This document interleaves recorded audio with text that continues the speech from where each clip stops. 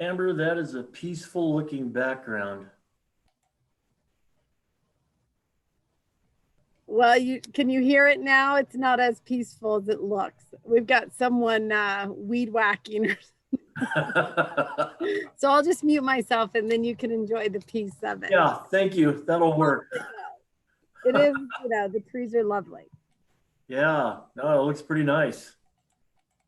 With these long days, I need to move around a little bit in my spots, and I think it's going to get hot. So, yeah, I think it is supposed to get a little warmer later on, but yeah, you're in great shape.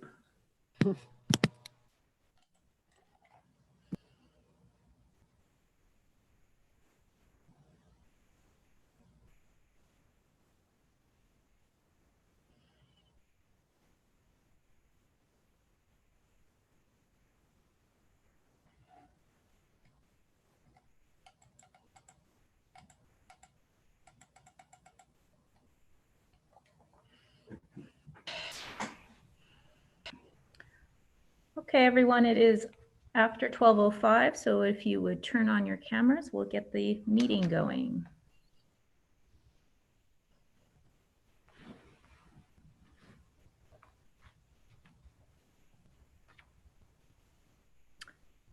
Great, thank you, Marty. I'm going to call Administration and Finance meeting to order for August 5th, 2020. Trying to see who all is present. Just a minute here and I will, well, first of all, for public comment, you need to register ahead of time for these Zoom webinars at missoulapublicmeetings.com. Otherwise, you can also leave City Council a voicemail at 552-6012.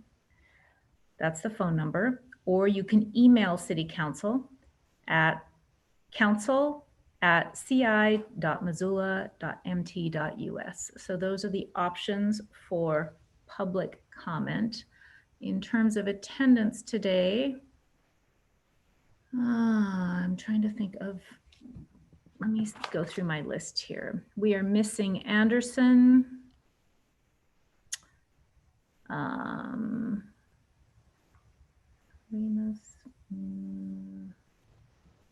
Jesse, are you with us? I'm not seeing you. I'm going to need you to pop in if you are present. Sorry, I thought my camera was on, but it was closed off. Sorry. Thank you. We just wanted to see your smiling face. So we are missing Anderson and Heidi West today for ANF. Great. So I have minutes from July 29th, 2020 to accept. Are there any changes to those minutes? Seeing none, those will stand approved. I'm not seeing any public comment. Marty, am I missing anything? I know we have a bit of a new system. I just want to make sure. Are you seeing any public comment, Marty? Just a second, let me.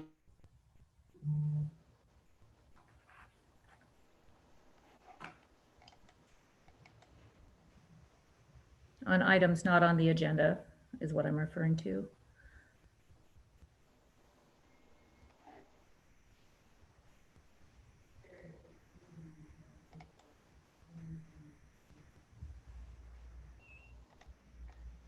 I'm not hearing anything from Marty, so I'm assuming we do not have any public comment on items not on the agenda. We have one item of business today, which is an amendment to web streaming services, an agreement with eScribe. And I actually, well, having read the referral, I thought it was pretty self-explanatory. We've got to expand our eScribe services because the pandemic is not ending and we've got boards and committees a little bit backed up. We got to get them moving. Marty, did you want to add to that at all? Yeah. Yes, I just recently found out that my microphone here in the council chambers isn't working, so I had to switch it really quickly. I'm sorry I wasn't there. We didn't have any attendees in the participant window in order to comment earlier. Yes, this agreement is an amendment to our agreement with our service provider eScribe that enables us to webcast our meetings and create all the agendas and minutes for all public meetings, whether virtual or not. This agreement expands our capacity to be able to host virtual public meetings in multiple locations. So under our current setup, virtual public meetings always have to be handled from here in the council chambers. And we've had a bit of a scheduling collision for this room because the municipal court also needs to hold socially distant jury trials in this room every Thursday. And so that displaced a lot of our boards and commissions that were meeting here on Thursdays.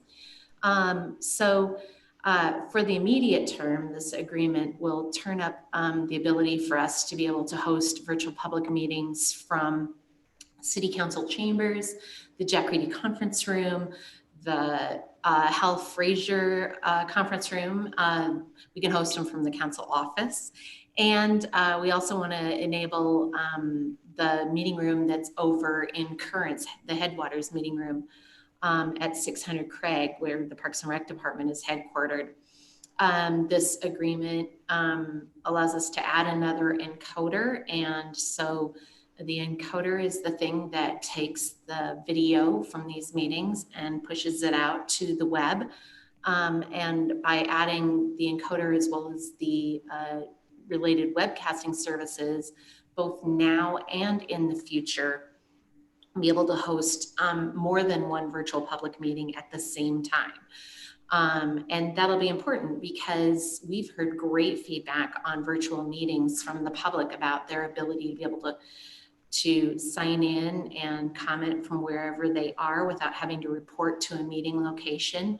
And so just even beyond COVID and someday when we can all meet in person again, this service agreement will enable us to have a virtual element to all public meetings all the time. So it's a pretty big deal. There's a $2,700 one-time setup fee, and then there's an annual subscription of $14,950. That's for the streaming and encoder subscription services. And the first year of all of these services is eligible for CARES Act reimbursement. And I'm here if you have any questions. Thank you. Thank you, Mr. Hess, and then Ms. Vasika. Thanks. I was hoping to make the motion and then I have a question and a comment. Great, thank you. That's in order. So I guess the question, Marty, is that the first year is CARES Act reimbursable, and then presumably that may continue depending on the state of federal legislation and what status we're in. But the entire first year, just to confirm, is reimbursable? Yes.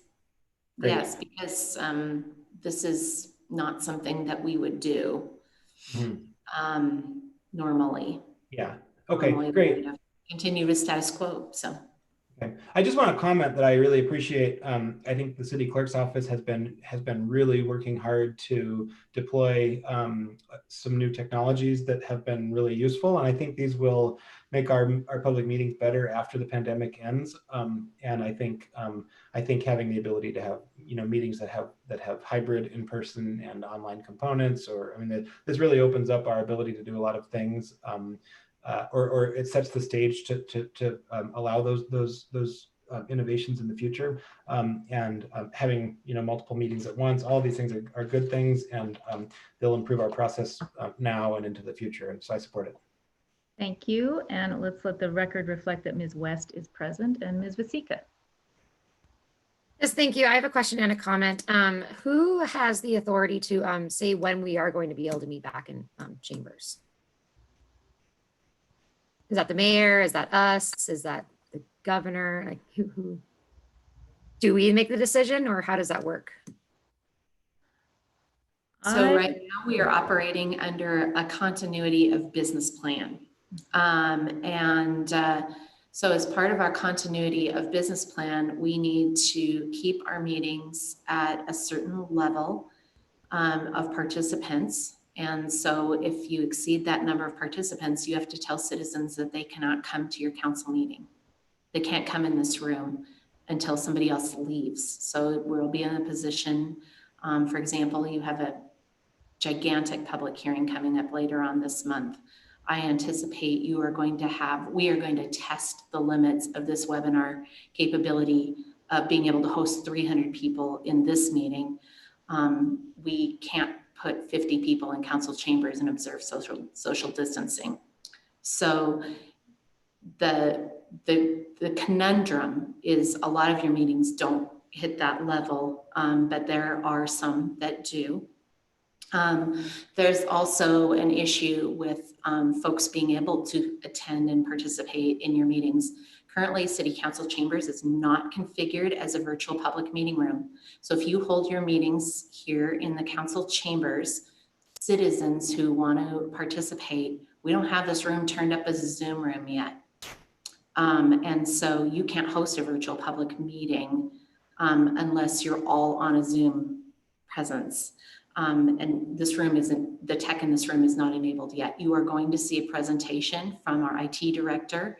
I hope you'll give it thoughtful consideration to be able to turn up this room as a Zoom room, as well as other rooms that we have in the city, to be able to enable some folks to come back into the room that can, and other folks who can't, they can still participate, whether they're citizens, the mayor, the staff, or council members who might not be able to have physical presence in a room during COVID. So there's some challenges associated with that. We do have some proposals coming to you in the budget, and we make a decision at that time. I think they're your meetings, so I think you need to make a decision, but I don't think it's feasible right now with the way your tech's set up. Okay, thank you. I really do appreciate all the work that you, Marty, and the whole city clerk's office has done during all this. I'm not happy with this since Congress and the courts can be in public meetings. I don't see why we can't, but this does seem necessary. So I think I'm unhappily going to support it. And that's my thoughts on that. Thanks, and thank you, Marty. It's a complicated answer to a simple question, and we are having higher numbers than ever before in Missoula in terms of COVID. So it's a big ship to turn in a different direction, and I do not foresee that happening in the near future. I think we're in this for months at best case scenario. Mr. Von Lossberg and then Ms. Merritt. Thanks. I was just going to make a stab at attempting to respond to Sandra's question directly about the decision making.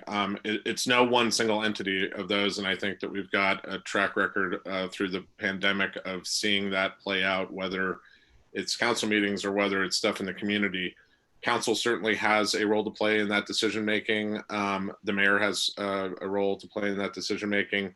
The health officer, Ellen Leahy, has a role to play in that decision making relative to health orders that we are subject to. And obviously the governor has a role to play, and we've seen that play out in terms of the county health officer issuing guidance in advance of the state then coming with guidance. Sometimes that's superseded the counties. So if part of the question, and I appreciate the question, I just want to be clear that the answer is there isn't full vesting of decision-making authority in any one of those entities. It's a multi-layered approach, and we've seen that play out in the community as well. Thank you, Ms. Merritt. I also wanted to thank Marty. I'm glad that for her and her staff who've been able to help us meet all of these technical challenges and shift as things have needed to shift. So thank you very much for all your hard work. In response to the question of going back to public meetings, I'd like to note that the Kalispell City Council had to adjourn their meeting on Monday night because a large group of people showed up with the intention to disrupt the meeting by not wearing masks and not observing social distancing rules. So with that kind of behavior happening in communities here in Montana, I think it would be foolish of us to consider going back to public meetings until there is a demonstrated proof that we're not putting ourselves and the staff members who work for us who don't have a choice until we're not putting those people in danger.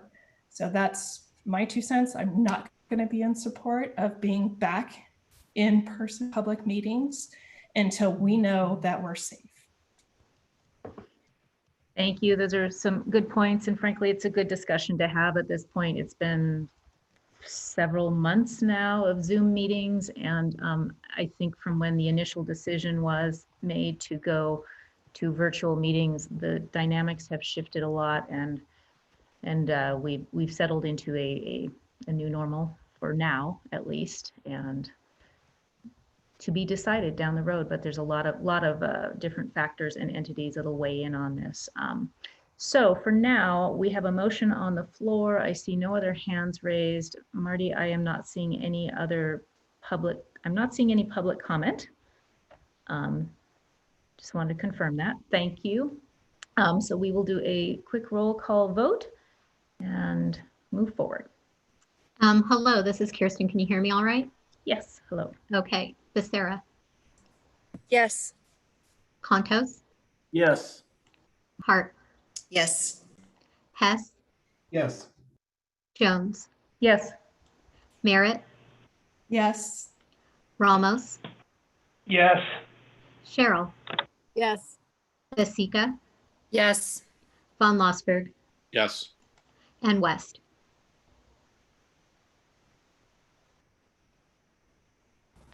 Yes. Okay, that is 11 yeses and 1 absent. Thank you. So that will go on to the consent agenda. We have no other business. So we have a 12:50 Public Works meeting, and have a good lunch, and we are adjourned.